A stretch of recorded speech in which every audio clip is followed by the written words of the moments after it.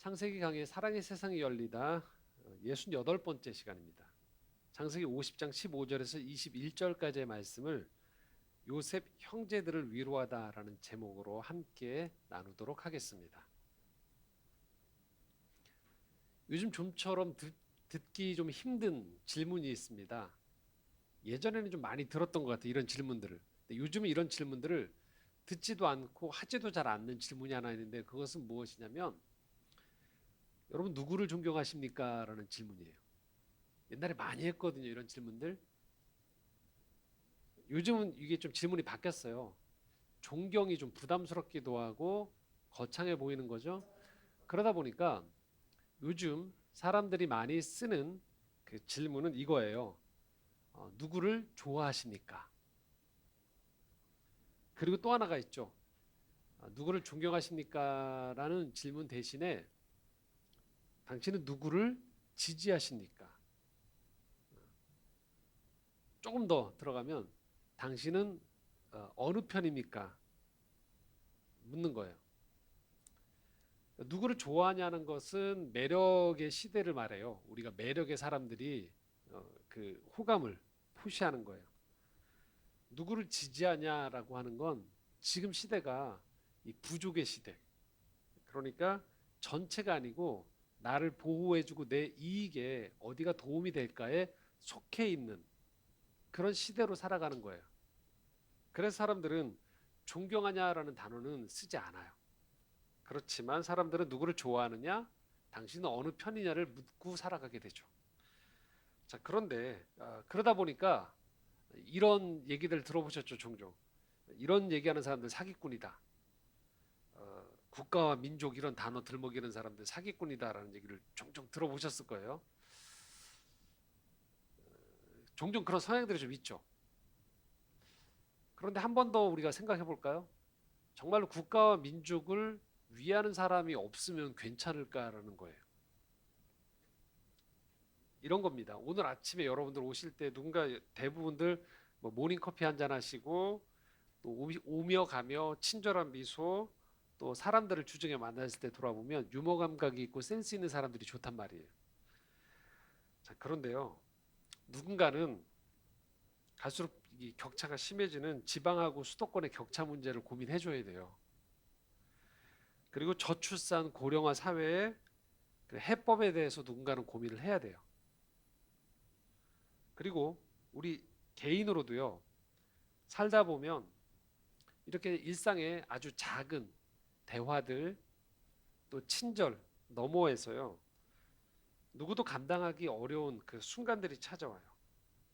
그럴 때 그 한 사람이 당장에 편안함이나 사람들의 반응을 끌어내는 방식이 아니고요. 조금 더 장기적인 눈, 그리고 공동체적인 시각을 가지고 있는 사람들, 당장 호응을 얻지 못하더라도 그런 시각을 견지한 가운데에서 그 순간에 일관된 선택을 하는 사람들, 그런 사람들이 필요합니다.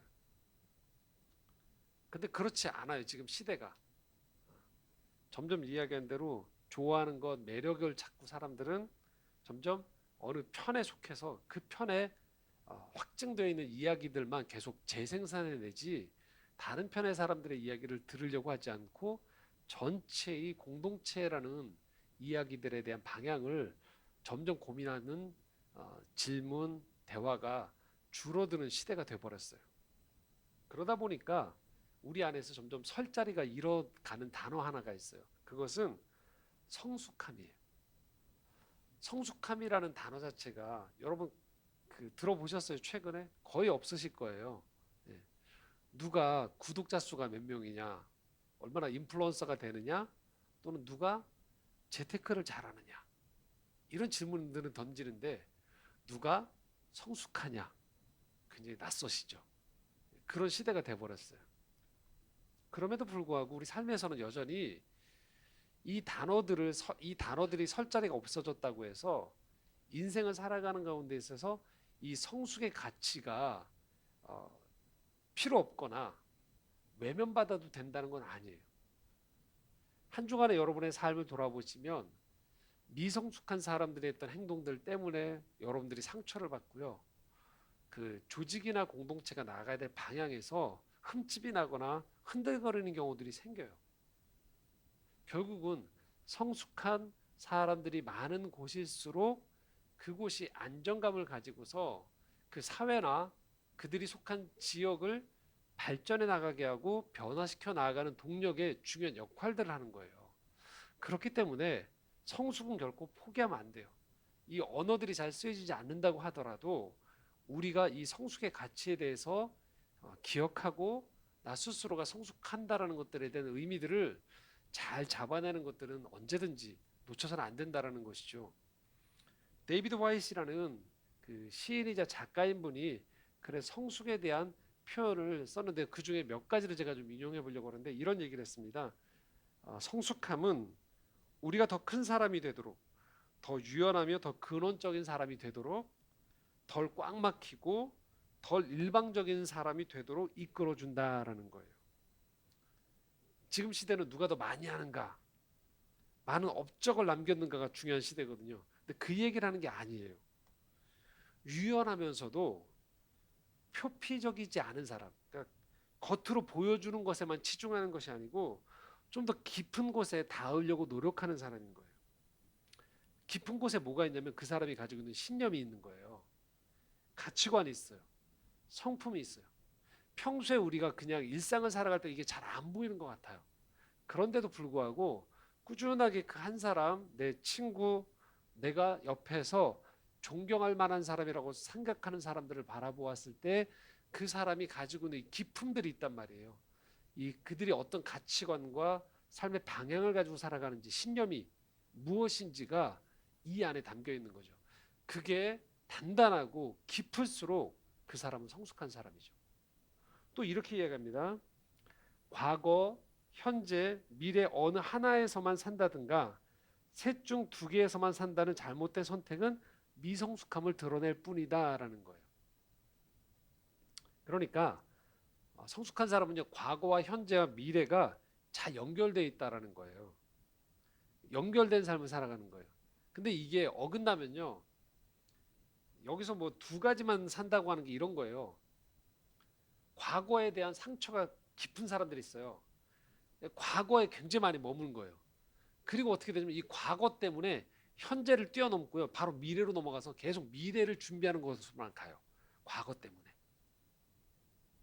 또는 어떤 사람은 미래는 아예 생각하지 않는 거죠. 그냥 과거에서부터 주어졌던 좋은 유산을 가지고 뭐예요? 현재만 누리는 거예요. 미래가 없어요. 이런 사람들은. 또 반면에 어떤 사람들은요. 과거를 깡그리 무시해 버리는 거예요. 그냥 외면해 버리는 거예요. 없는 것처럼 살아가는 거예요. 좋은 유산이나 전통들에 대한 것들을 그들이 선배 세대가 부모 세대가 어떻게 이것들을 유지해 왔고 이룩했는지에 대해서 면밀히 바라보는 가운데 생각하지 않고요. 그냥 딱 잘라버리는 거예요. 항상 문제는 어디서부터 시작하냐면 나로부터부터 시작해요. 모든 것들이 기준이 나예요. 그냥 내가 좋으면 되는 거예요.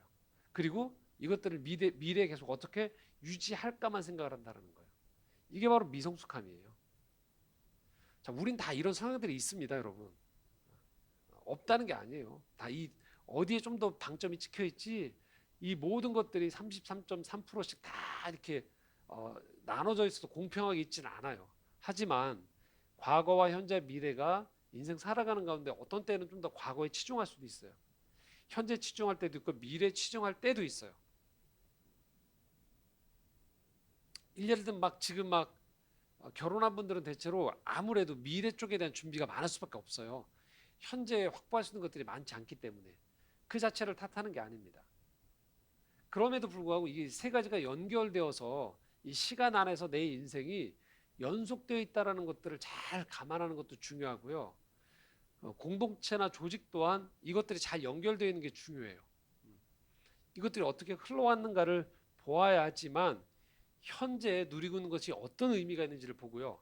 미래를 찾아갈 수 있게 되는 거예요. 그렇기 때문에 과거, 현재, 미래가 잘 연결되어지는 삶도 중요하다는 거예요. 또한 세 번째요. 성숙함은 미성숙한 상태가 그랬듯 위험을 무릅쓰게 하지만 그 위험은 더 큰 그림, 더 큰 지평을 향한 것이다. 승리의 순간에조차 우리를 더 작게 만들어버리는 이익 계산이 아닌 내적 자질을 외적으로 강력하고 너그럽게 드러내는 것이 목표다. 이 번역이다 보니까 조금 말이 아, 좀 딱딱하죠. 성숙할 때나 미성숙할 때나 인생에서요, 위험을 무릅쓰는 순간이 와요. 근데 차이가 있다는 거예요. 미성숙한 사람들은요, 그냥 이익에 대한 계산 속에서 그냥 투기처럼 달려드는 거예요. 하지만 성숙한 사람은 뭐냐면요, 여기에서 저기로 넘어갈 때 따라가는 불확실함.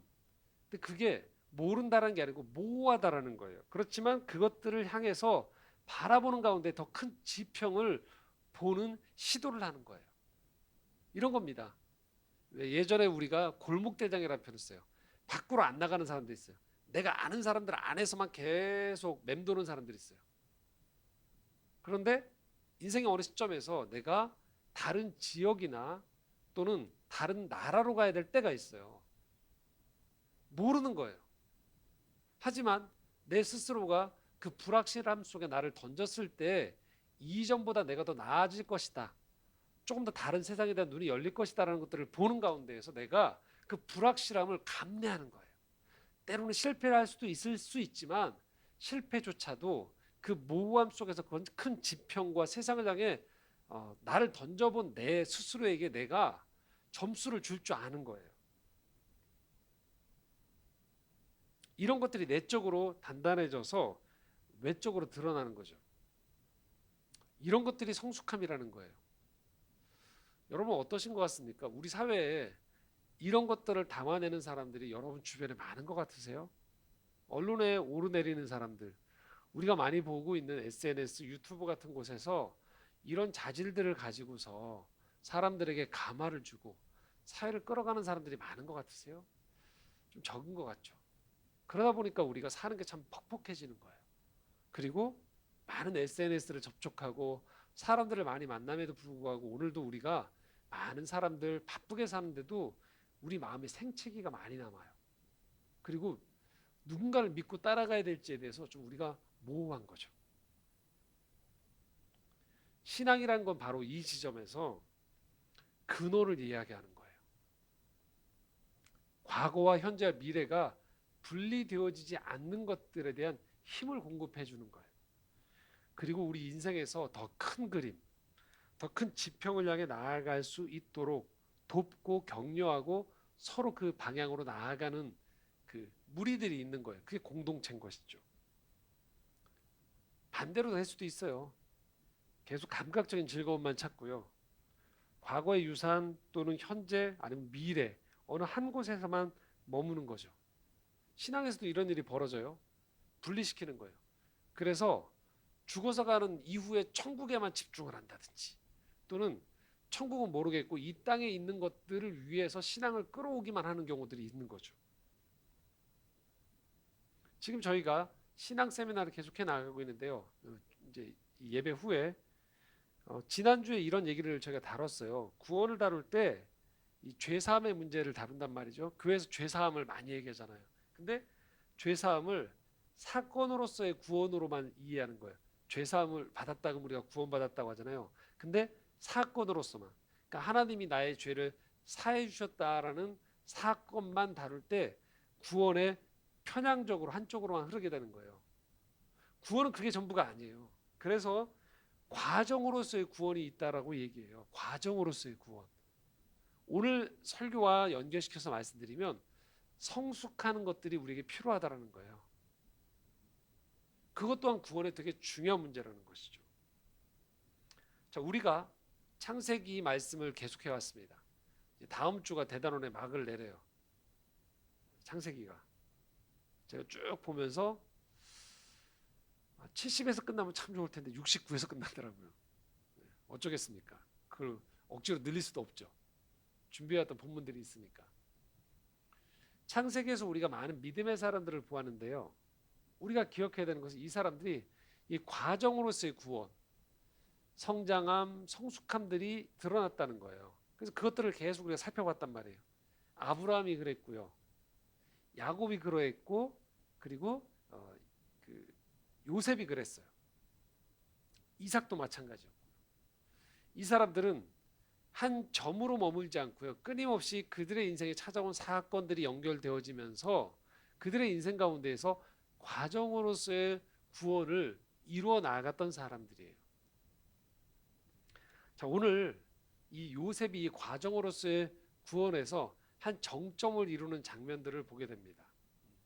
그것이 아브라함에게 있어서는 이 모리아산에서 아들 이삭을 바치는 창세기 22장의 사건이었죠.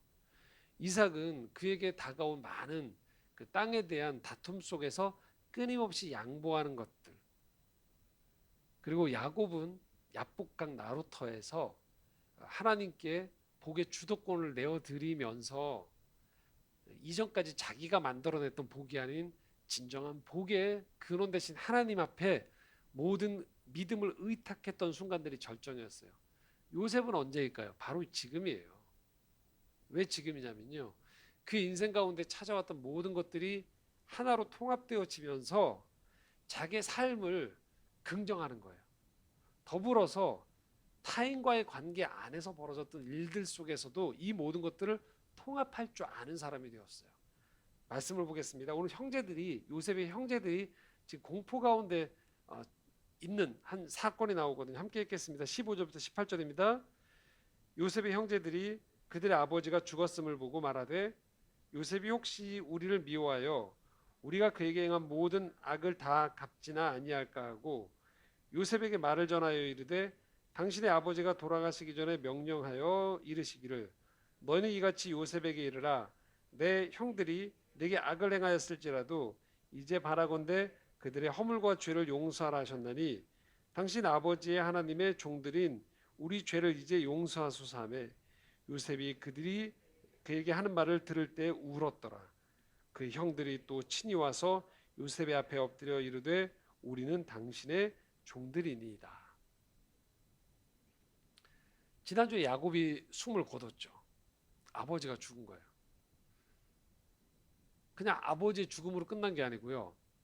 이제 지금 형들이 다 가나안 땅에 있지 않고 애굽 땅에 와서 정착하게 됐거든요. 근데 아버지가 죽었어요. 왠지 형들 입장에서 자기들을 보호해주고 있던 보호막이 사라져버렸다고 생각한 거예요. 지금 요셉이 여태까지 자기들, 누굽니까 자기들이란? 요셉을 미워해서 팔았던, 죽이려고 했었던 형들이죠. 이 형들을 요셉이 그 애굽 땅까지 불러와서 잘 대해주다가 이제 잘 대해줄 수밖에 없었던 보호막이었던 아버지가 돌아가시고 난 다음에 숨을 거두고 난 다음에 보호막이 사라진 거죠. 가만히 생각해 보니까 형들 입장에선 이게 공포로 밀려올 수 있는 거죠. 갑자기 요셉이 형들에게 이렇게 얘기하는 것들이 상상이 되는 거예요. 내가 형들을 용서한 줄 알았죠? 라고. 용서가 쉽지 않은 사건이었잖아요. 자기를 죽이려고 했잖아요. 팔아먹었단 말이죠. 먼저 와서 형들이 용서를 구했던 것도 아니었어요. 형들은 그저 식량을 구하러 왔다가 자기 동생이 애굽의 총리가 됐던 걸 발견한 거죠. 그런데 그 동생이 과거를 잊은 듯이 생각하면서 자기네들을 불러와서 이 자리에 정착시켰던 거예요. 이민을 시킨 거예요. 그런데 그 중재자가 될 만한 자기들의 보호가 될 만한 아버지가 죽은 거죠. 그러자 형들이 이 아버지의 이야기를 끌고 들어오는 거죠. 네 형들이 악을 행했을지라도 너 용서해라 요셉에게. 그 이야기를 상기시키는 거예요. 자, 아버지가 했던 얘기 잘 기억하라고 유언을. 그러면서 뭐라고 하냐면 동생한테 넙죽절을 하는 거죠. 바로 요셉이 꿈꿨던 그 절. 그 절처럼 형들이 살기 위해서든 자기의 생명의 위협 때문이든 절을 하는 거예요. 이 장면 앞에서 요셉이 17절에 보면 운다고 나와요. 그 요셉이 그 이야기들을 하면서 운다라고 나오는 거예요. 우리는 이 장면들을 보면서 이 눈물의 의미가 정확히 어떤 것인지를 우리는 몰라요. 답답함 때문인지 서글픔 때문인지 아니면 이 형들과의 화해 앞에서의 이 깊은 의미를 깨닫지 못한 것들의 안타까움인지 정확히 몰라요. 하지만 요셉은 울었어요. 근데 분명히 이 울음은 부정적인 울음은 아닐 거라는 건 우리가 예측할 수 있죠. 그리고 난 다음에 오늘 요셉이 19절 20절을 우리에게 이야기하고 있습니다. 함께 읽겠습니다. 요셉이 그들에게 이르되 두려워하지 마소서 내가 하나님을 대신하리이까 당신들은 나를 해하려 했으나 하나님은 그것을 선으로 바꾸사 오늘과 같이 많은 백성의 생명을 구원하게 하시려 하셨나니. 두 가지를 잘 봐야 됩니다. 첫 번째는 뭐냐면요. 요셉은 과거를 모르는 게 아니에요. 50절, 20절에 이렇게 표현하고 있죠. 당신들은 나를 해하려 하였으나 분명히 알고 있어요. 요셉은요.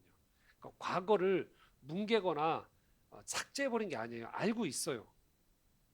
그런데 분명히 이것들에 대해서 모르는 게 아님에도 불구하고 요셉이 지금 악을 악으로 갚지 않은 이유가 있다라고 이야기하는 거예요. 그게 바로 19절이죠. 두려워하지 말라고 하면서 하나님을 대신하리이까라고요. 하나님을 개입시켜요. 단순히 이 문제는 내 인생을 형들과 나 사이에 벌어졌던 문제 넘어서의 다른 것들이 있다라고 얘기하는 거예요. 여기서 우리가 주목해야 되는 것이 있습니다. 그것은 무엇이냐면 형들도 자기들이 행했던 행동들이 악이란 걸 알고 있어요.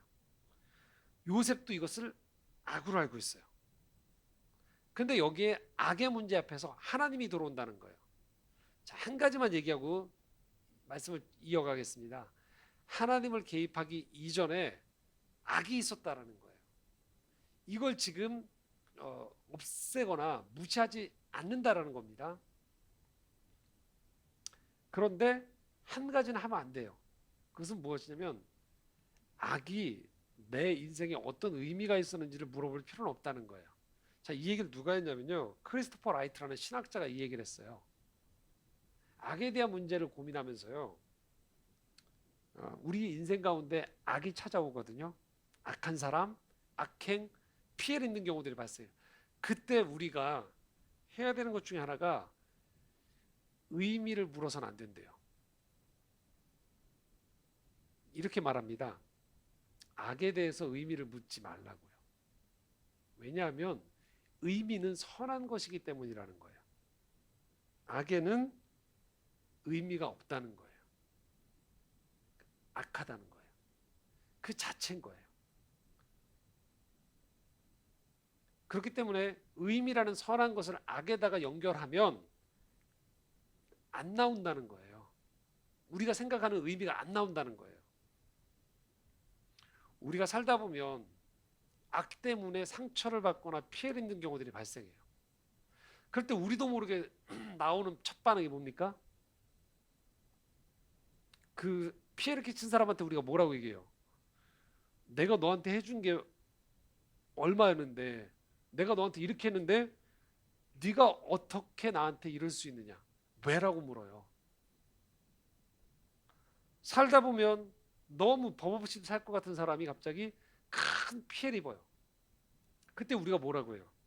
죄 없는 저 사람에게 왜? 라고 물어봐요. 그리고 아직도 할 일이 많은 것 같은데 어떤 사람들이 악한 사람들에 의해서 그의 생이 끝나는 경우들이 벌어지는 경우들이 발생해요. 그때 우리가 또 질문하죠. 왜? 자, 이 왜는 다 뭘까요? 의미를 찾는 거예요. 의미를.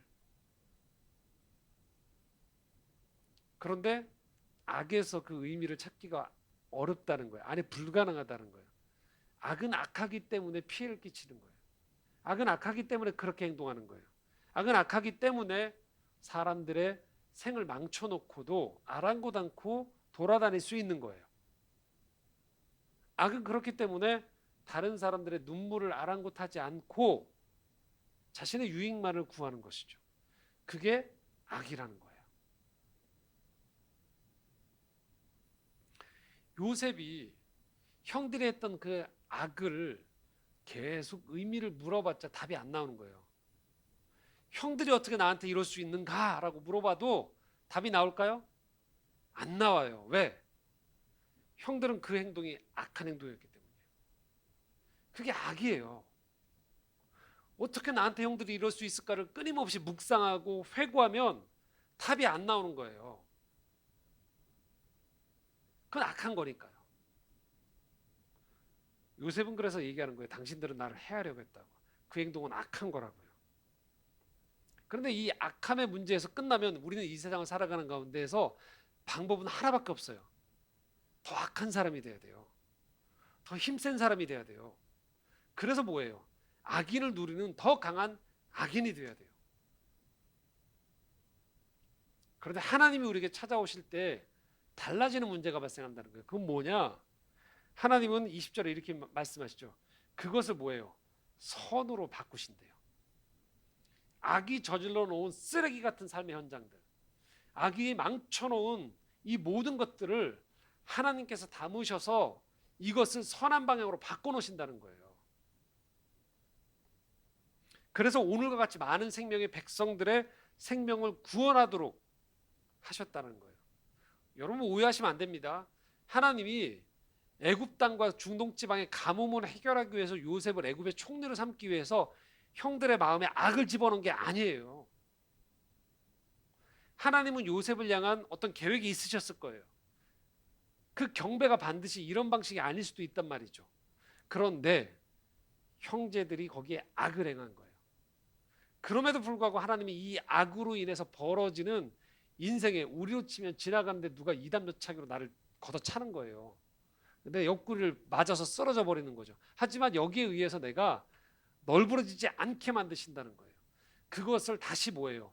바꾸사 선으로 바꾸시는 거예요. 하나님이 하시는 일이 바로 그런 거예요. 하나님은 악에 지지 않으세요. 악으로 인해서 망가지지 않으신다는 거예요.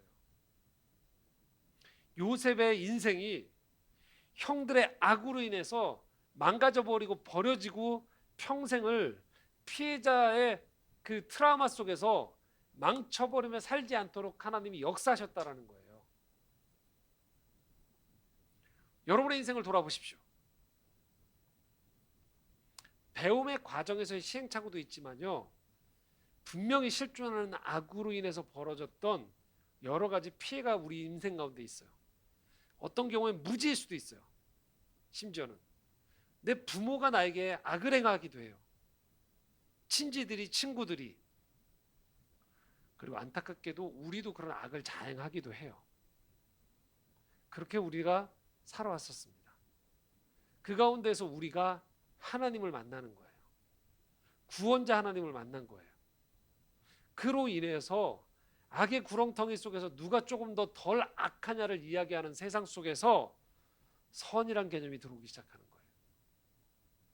그리고 하나님은 그렇게 이 인생이 악으로 인해서 벌어졌던 전쟁터로 폐허가 되도록 내버려 두지 않으신다는 거예요. 하나님은 그 가운데에서 구원의 일을 이루시는 거예요. 이 구원이 바로 하나님의 선인 겁니다. 그래서 아까도 말씀드렸던 우리 죄사함 못지않게 하나님은 과정으로서의 구원 또한 하나님은 이뤄나가시는 거예요. 악을 악으로 끝내지 않고 그것을 선으로 바꾸시는 거예요. 우리 삶 가운데에서 내 개인으로도 악을 통해서 내 인생이 망가지지 않도록 하고요, 피해자로 점철돼서 나머지 생을 후회와 원망과 복수로 가득 차지 않게 만드시고요, 성숙한 사람으로 나를 바꾸시는 거예요. 치유자로 나를 바꾸시는 거예요. 화해자로 나의 인생을 바꾸시는 거예요. 인생의 모든 걸 변화시켜 나아갈 수 있는 개혁자와 개척자로 나를 바꿔 나가시는 거예요. 그게 하나님의 일인 거예요. 요셉은 바로 이 구원자 하나님을 만난 거예요. 하나님이 내 인생 가운데서 구원을 이뤄 가시는구나. 형들은 악을 행하셨으나 하나님이 계시에 그 악의 내 인생을 침범하고 내 인생을 범람하도록 방치하지 않고 하나님이 이것을 들어서 내 인생이 선한 길로 인도하셨고, 나만 선한 길로 인도해서 살아남는 것이 아니고 나와 관계된 모든 사람들이 구원을 얻고 생명을 얻을 수 있도록 인도하셨구나라는 것을 요셉이 경험했던 것이죠. 하나님은 오늘 우리 인생 가운데 이 구원을 이루시는 거예요. 하나님은 오늘 여러분 인생 가운데에서 악과 무지와 여러 가지 사람들의 연약함 속에서 벌어졌던 일들로 인해서 뒤범벅이 되어서 어디에서부터 풀어야 될지 모르고 어디에서부터 이것들을 막아야 될지 모르는 상처 속에서도요.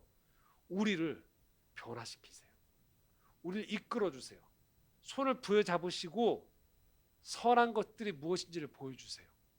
그리고 나 혼자 안 될 때 내 옆에 사람들을 붙여주셔서 공동체, 그리고 하나님의 뜻을 아는 사람들을 통한 교회됨을 통하여서 혼자 가지 않도록 인도했어요. 이게 바로 구원입니다. 이게 바로 공동체인 거예요. 하나님은 오늘 우리를 그렇게 만들어 가시고 변화시켜 나가시는 것이죠. 그렇게 된 사람들이 하는 일들이 무엇일까요? 바로 21절 말씀입니다. 함께 읽겠습니다. 당신들은 두려워하지 마소서. 내가 당신들과 당신들의 자녀를 기르리다 하고 그들을 간곡한 말로 위로하였더라. 여기 보면 참 희한한 표현이 나와요. 형들을 용서하였다라고 하거나 형들에게 관대함을 베풀었다라고 하면 될 텐데 여기 뭐라고 나옵니까? 그들을 간곡한 말로 위로하였다라고 나와요. 그러니까 그만큼 형들이 지금 불안해하고 평안을 누리지 못하고 지금 동생과의 관계를 자신하지 못하고 있는 걸 보고 있는 거예요. 그때 요셉이 했던 행동이 뭐냐면요. 그 형들을 위로했다라는 거예요. 여러분, 위로는 성숙한 사람만이 할 수 있어요. 그 사람보다 형편이 나은 사람이 위로하는 거예요. 요셉이 지금 형들을 위로했다는 거예요. 두려워하지 말래요. 자, 이건 뭘 말할까요? 형들에게 평안을 주는 거예요. 당신들과 당신들의 자녀를 길러주겠대요. 실질적인 도움을 주겠다고 얘기합니다. 그래서 간곡한 말로 위로했다라는 건 이렇게 표현할 수 있어요. 그들을 안심시킨 거예요. 이것이 바로 구원자 하나님을 만날 때 우리 가운데서 벌어지는 일이고 우리 주변 사람들이 누릴 수 있는 유익인 거예요. 우리를 위로자로 살아가게 하세요. 위협자가 아닙니다. 협박하는 자가 아니에요. 사람들을 두려움을 볼모로 이끌고 가는 게 아니에요. 평안을 주는 거예요. 예수님이 요한복음 16장 31절에 그래서 제자들을 이렇게 말씀하십니다. 함께 읽겠습니다. 이것을 너희에게 이르는 것은 너희로 내 안에서 평안을 누리게 하려 함이라.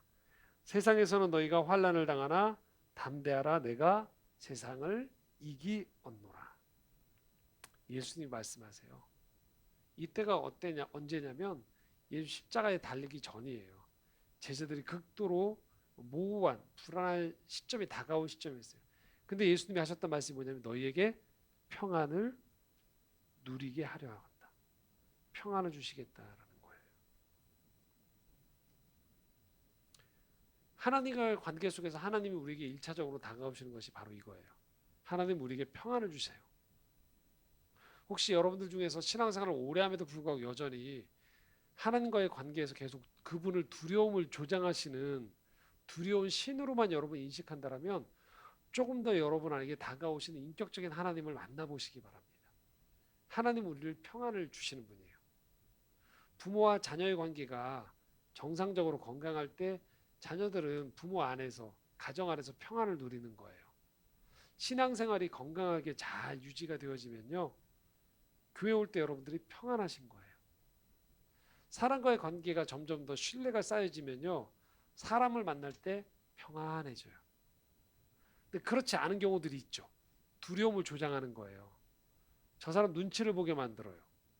그리고 저 행동을 하지 않으면 어떤 보복이 따르도록 어떤 저주나 불이익이 따르도록 계속 조장하는 관계들로 관계를 맺어가는 경우들이 많죠. 세상에서 우리가 직장 생활할 때 이런 원리가 작동해요. 두려움으로.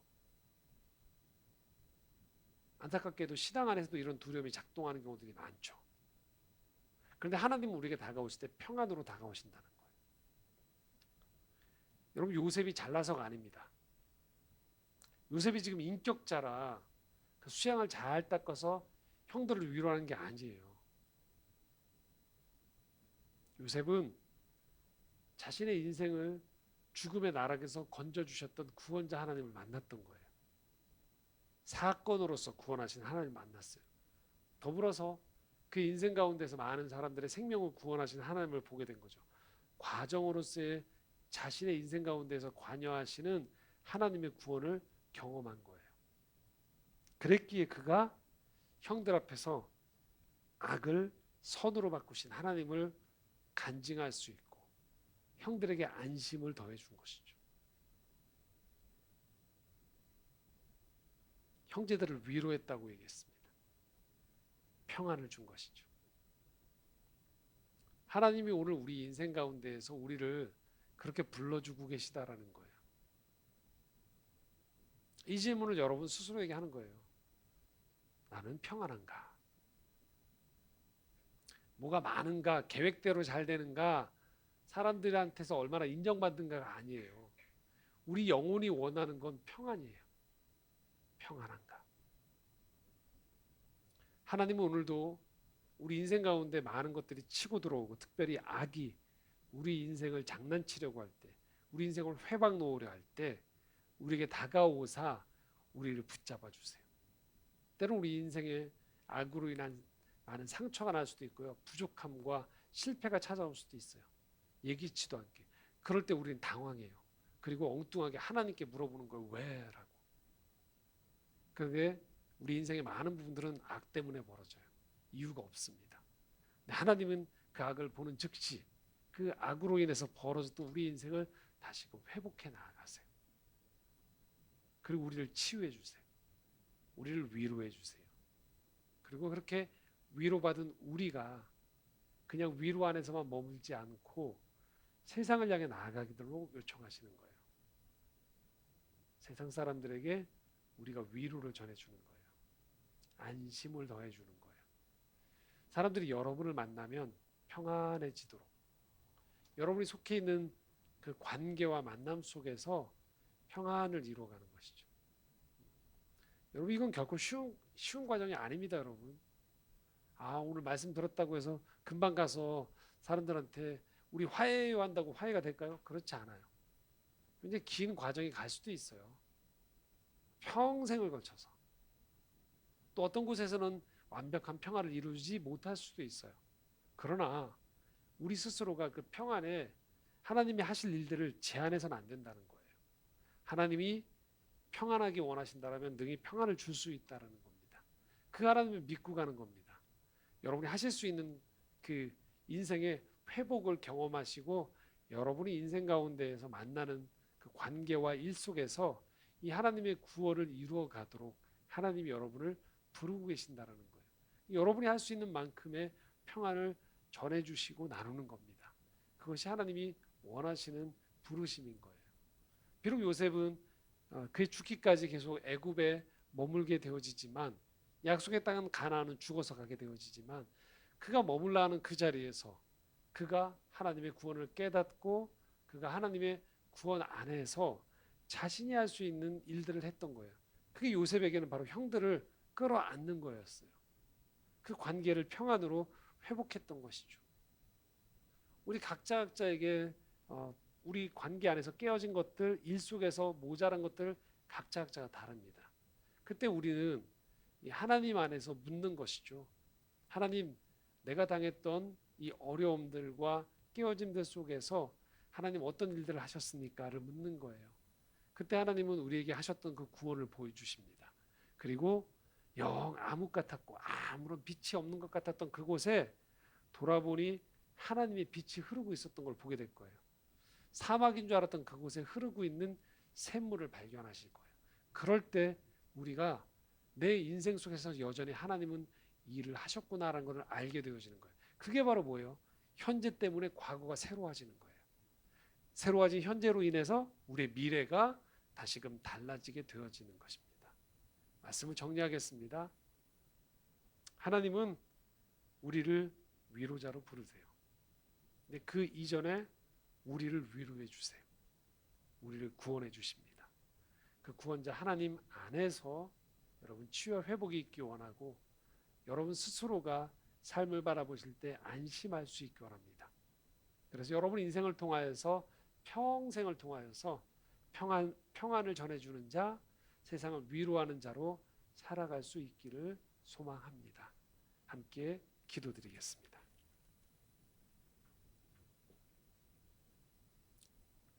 하나님 아버지, 오늘 우리의 인생 가운데에서 벌어지는 많은 어려움과 또 악으로 인해서 벌어지는 참상을 보게 되어집니다. 세상을 또 내 인생을 그렇게 악으로 인해서 어려움을 겪었던 것들이 우리 안에 있습니다.